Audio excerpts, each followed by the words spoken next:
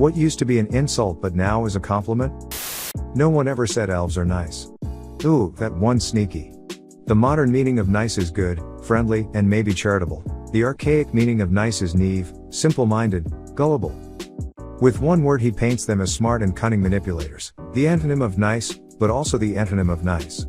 I really should get around to reading all his books. I've only gotten to a couple so far, but everything he writes is so clever. That happens after centuries of sarcasm and theft make every word mean anything you can think of. For all you know, this post is calling Tony Hawk fat. It's not, but it could be. Maybe. In folklore, elves are like evil fey creatures who would steal your children, cause illness, seduce faithful people. They appear as sort of demonic forces in early medieval Germanic and Scandinavian prayers. Early etymological synonyms are alfr, nightmare, and alp, evil spirit. Interestingly enough, the word oaf is derived from elf. Basically, if someone was afflicted with a mental or physical disorder, it was blamed on elves. So mentally challenged equals slow-witted and clumsy, not PC, I know, but I didn't make this shit up, equals oaf. It wasn't until 1596 in Shakespeare that the popular perception of elf was changed to represent the little Midsummer Night's Dream kinda elves, and then in the 20th century, Santa's Christmas elves, and then a bit later, Tolkien's high fantasy elves. Curious indeed how these things happen. The one chooses the wizard. Remember, I think we must expect great things from you, Mr. Potter. After all, he who must not be named did great things, terrible, yes, but great.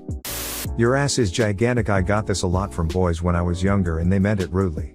They sometimes added, is that where your tears go? Because I used to cry a lot, at least twice every day. Wish they still said it. Edit, I love you all. You'll see trends come and go as the years turn. Commonly fits of jeans, eyebrow styles, bangs, straight versus curly hair, glasses. Body types are extremely problematic though. Certain body types are just genetic dispositions, and are never achievable even with surgery. I'm a woman in my 40s. Having narrow hips and a small bum were the ideal beauty standard when I was a teenager. Now everyone is doing squats for hours and getting bum/hip implants to get massive backsides. The Kardashians, as an extreme example, look really weird and a bit grotesque to me. Not everyone, obviously.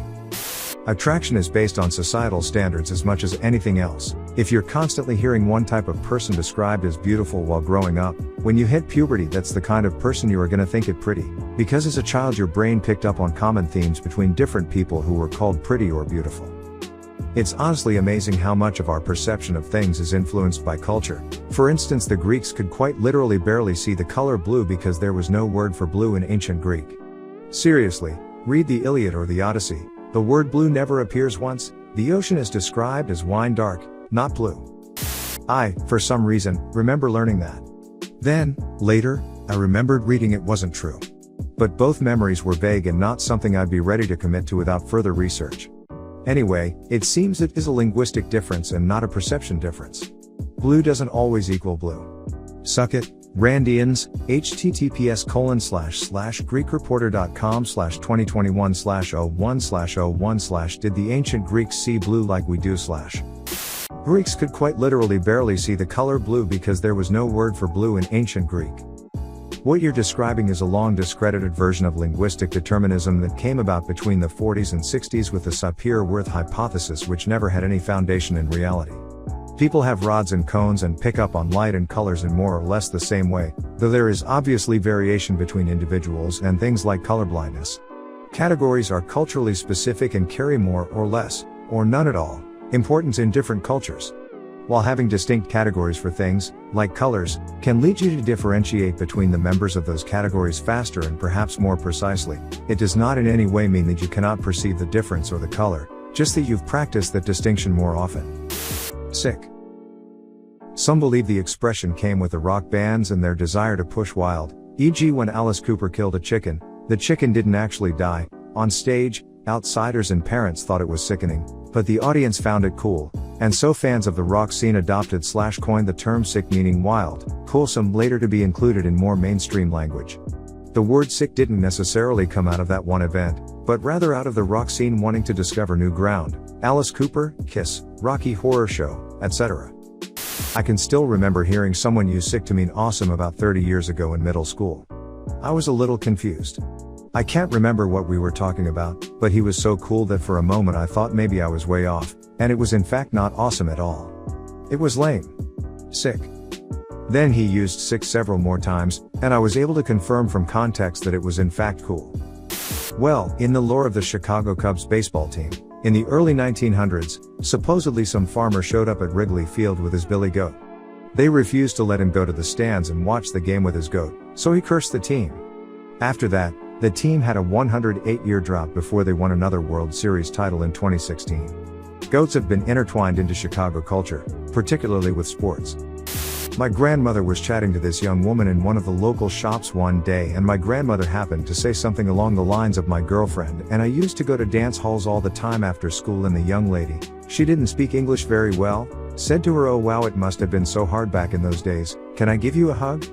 And it really confused my granny until I explained to her that I thought the woman thought she was a lesbian." You've got that backwards. Older generations refer to their female friends as girlfriends because back then you obviously weren't gay and it really meant female friends. If a younger woman says it, you'd probably assume they're actually dating a girl. Calling someone thick nowadays versus having the same amount of curve a couple decades ago. My mom told me she was a damn near stick, yet still be called fat growing up. She just had a dump truck and a healthy figure. Haha, I knew someone would call that out. I know this sounds stupid, but I am capable of being in love with women, but it doesn't immediately come with sexual attraction, so it's confusing. Please don't come at me and say that's impossible. I dated a woman last, thought I was doing the right thing because I'd wanted to be with her for a few years. Found out real quick that I couldn't be intimate with her, at all. Haven't figured out if it's because of not being attracted to women in that way or from previous essay that I haven't fully coped with. Right? I graduated from high school in 2009, which was right when tastes began to change. Before that, a flat ass was the thing. I've always had an ass and been really embarrassed about it. I was teased mercilessly for it through school. When men tell me they like my ass, I'm just like, why? Thank you for subscribing to Fun Facts, Sir Mix-a-Lot Edition. When a teenager, he was part of a busing program in Seattle where he was bused to Roosevelt High School in an affluent neighborhood. Fellow alumni were Guns N' Roses member Duff McKagan and actress and Charmed star Rose McGowan. You/ilp there soon. Beep boop beep. I'm not a robot. I actually had to look up this shit and type it. So forgive me if I have typos. I used to get teased for my full lips at school. Kipper lips was a very common nickname back in the UK 80s/90s. Now people spend so much money on makeup, treatment, surgical procedures, not to mention all the duck pout pictures, just to have full, plump lips.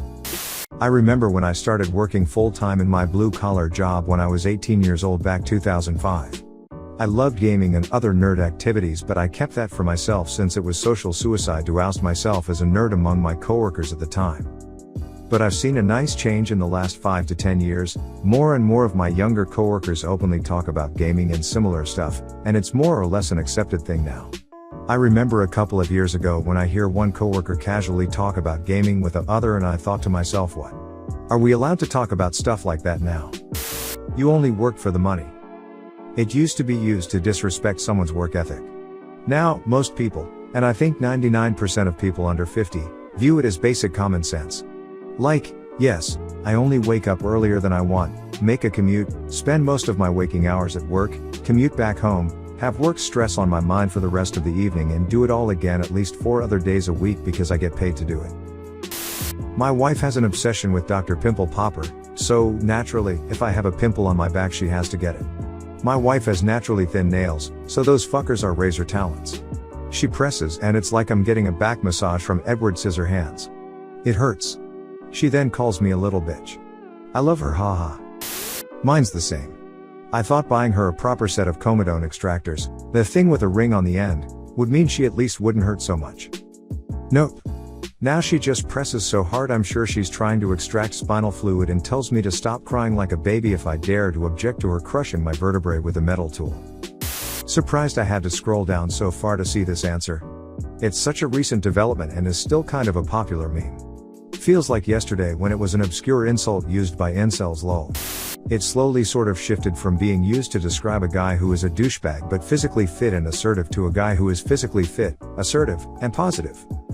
The first change I saw I think was a green text where Nan describes their first time at the gym and how a typical Chad archetype guy took them under his wing and showed them how to do reps and boosted their confidence. Basically befriended them because he saw they were there alone and totally lost. Overheard at my friend's house between him and his husband. You look like an absolute FG in that outfit. Oh thank you. Welcome bitch. I sat there smirking and staring at my wife like I'm gonna say that the next time you put on a new outfit lol. There's something so endearing when my girlfriend, who is this cute sweet little angel, in a normal conversation calls me a little bitch. My wife has an obsession with Dr. Pimple Popper, so, naturally, if I have a pimple on my back she has to get it. My wife has naturally thin nails, so those fuckers are razor talons. She presses and it's like I'm getting a back massage from Edward Scissorhands. It hurts. She then calls me a little bitch. I love her haha. I was at a friend's house and her cat was sprawled out on her back on the stairs, and my friend goes move you slut.